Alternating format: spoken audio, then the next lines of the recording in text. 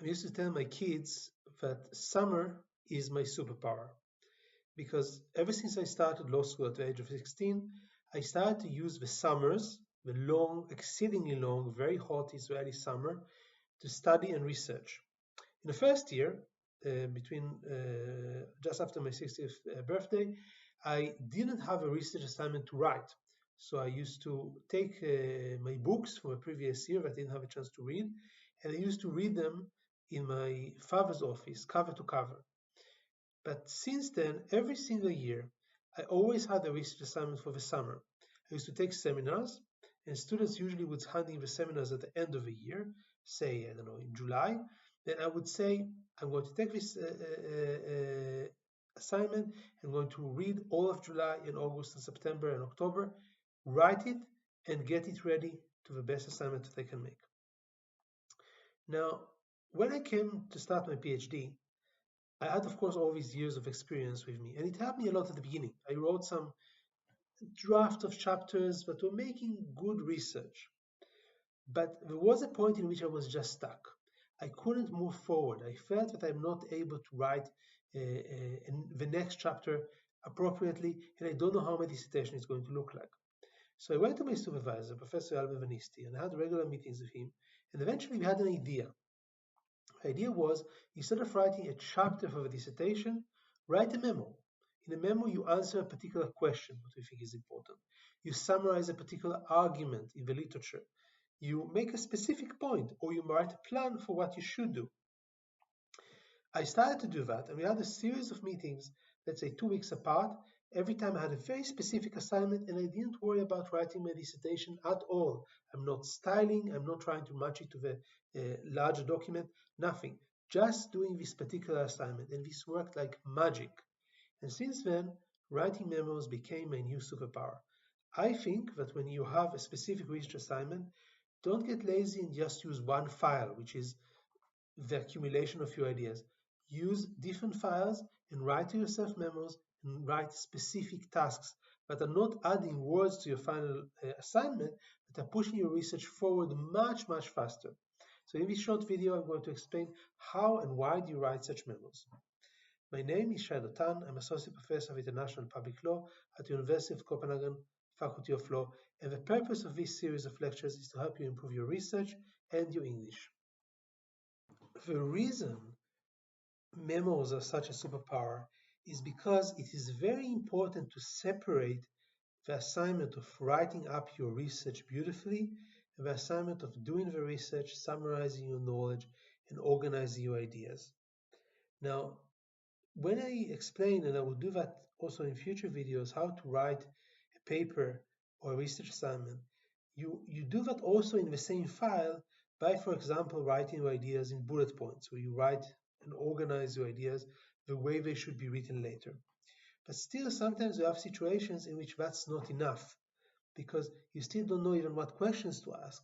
One of the things that was really blocking me during my PhD was there was a whole field of research that I just started to study, judicial behavior studies, which is a field in political science that tries to understand how judges behave.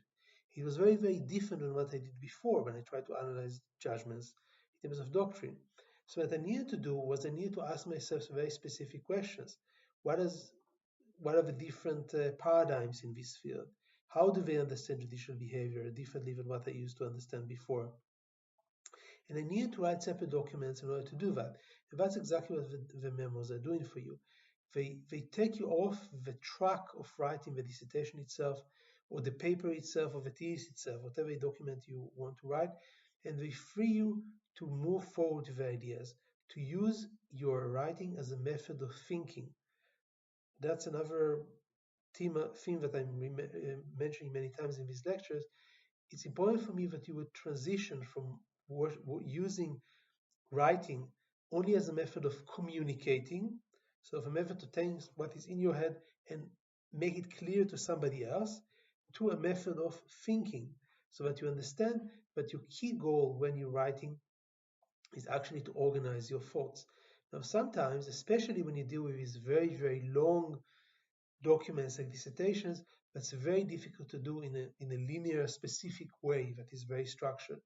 It's much easier to do when you take the memo and write it separately.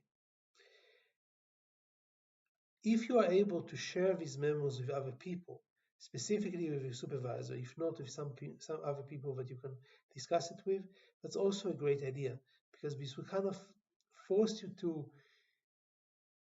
organize them enough so that they are readable by others, but not too much so that they don't block your thinking. So you want to keep these documents relatively simple, relatively short, but you also want to keep them coherent so that you will be forced to actually have consistent and worthwhile ideas that you can also communicate to others, but you can also grasp by yourself. So for me, the ideal solution would be that if I had 2 weeks of work, I would be reading continuously throughout the week, organizing my ideas, and then I would submit just 3 or 4 pages to my supervisor, organizing very, very clearly my claims, how do I understand the literature, answering the specific questions that my supervisor and I thought were important. And one of the benefits of writing these short memos in this way is also that it takes you away from what I like to call corners. Corners are situations where you get hung up on a very small technical issue and you start going around it in circles. It's a tendency that you find a lot in speaking, and I speak about it in my videos about presentation, and you find it also in writing. Sometimes you can spend the whole 10 pages of a dissertation really speaking about nothing, speaking about something that should not even be mentioned. And the best way to avoid that is if you tell yourself, I'm not now presenting the document that has to include everything, but I'm dealing with specific questions and I'm taking them apart one after the other and I'm analyzing them. So that's another advantage of the memos. So they help you to break apart questions to manageable chunks. They help you to write in a way that frees your mind, and they help you to take away all the unnecessary complications that are clogging your thinking and preventing you from making a contribution. Now, most of my listeners are multilinguals, and part of the purpose of this series of lectures is to help you to write an assignment in English. So you are multilingual, you are not a native English speaker, you know other languages better than English, and you are about to write a dissertation, thesis or paper in English. And I assume that the question that you would ask me now is, do I write my memos in English as well? Or do I write them in a mother tongue? Because the purpose of a memo is just to organize your thoughts. Why shouldn't I be thinking in my mother tongue? So I think that there are two advantages to writing your memos in English. And the first advantage is it will improve your English significantly.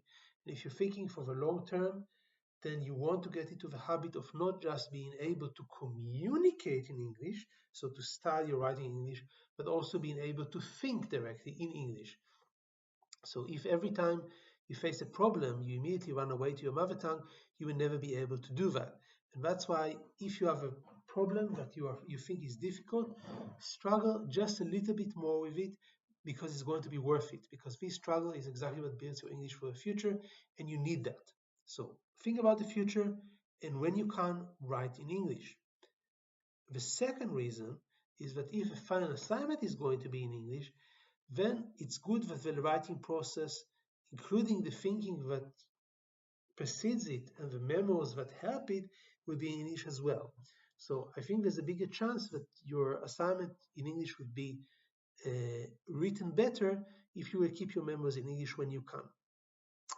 In contrast to these two benefits, there's also a cost to writing in English, and that is that you know English less well than your mother tongue.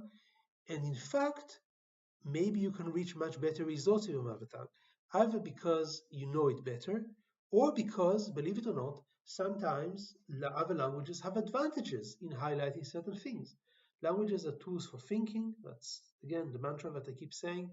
And it's perfectly possible that certain problems are better thought of in German or French or Hebrew or Danish or any other language that you know. So if you are able to solve the problem better in your mother tongue, not being able to write a memo in your mother tongue is a problem. So that's why I think you can say that a small portion of your memos where you have a good justification and you think that you can make contributions that you're not able to make in English with reasonable effort and time, should be written in your mother tongue, and that's what you can do. So you can keep some of the memos in your mother tongue, and that's exactly one of the advantages of using these additional files, because then when you come to writing the dissertation itself, then you can write directly in English and keep the whole file in a clear narrative in the English language. Now, another possibility that you can use, and I recommend that you use it, is the following. Most of your memos you write only in English and share it with your supervisor in English if possible. Once in a while, when you think about the problem and you can't solve it in English, try to solve it in your mother tongue. You can actually make it as a particular exercise. It's like a memo for a memo. So you say, now I focus on exactly the specific problem in the memo that I cannot solve, and I write just half a page about it in my mother tongue. And I try to solve it like this. Once you have done so, write the memo in English. So write the first draft in your mother tongue and then rewrite the memo in English as well. And then you get a lot of the benefits. So you did some of the thinking in your mother tongue, you solved the problem, that's great. Now you can write the memo also in English, and then you get some extra English practice. It's not ideal because the thinking was already done in another language, but it's something. And maybe you will find other ways to address the problem in the English language, and this will actually sharpen your thinking both in English and in other languages that you know, because you have a better window to the differences between the languages, or to the different capacities in the languages, and that's something that is good to reflect about. But this is all long-term benefits. The short-term benefit is that now you have a memo that is also in English. You have some homogeneity between the memos that you have, and you have a draft that is easier to change into the writing of the dissertation itself. Now, after you've written these memos, I recommend that before you go towards the writing of the actual assignment, write to yourself a bullet points. Just like we discussed in several other videos, if you have a clear table of contents, you have different titles. Under the titles, you write the bullet points, the different ideas that you tend to write. Don't be lazy. It may look like duplicating the work, but it's not. It's actually a way for you to organize your ideas clearly before you write. And afterwards, when you write, you just focus on writing. And you will see that you write very, very fast, and you write very beautifully. Your English will improve as a result. So use these memos as your new superpower into solving difficult problems and breaking apart very, very large research assignments that you face.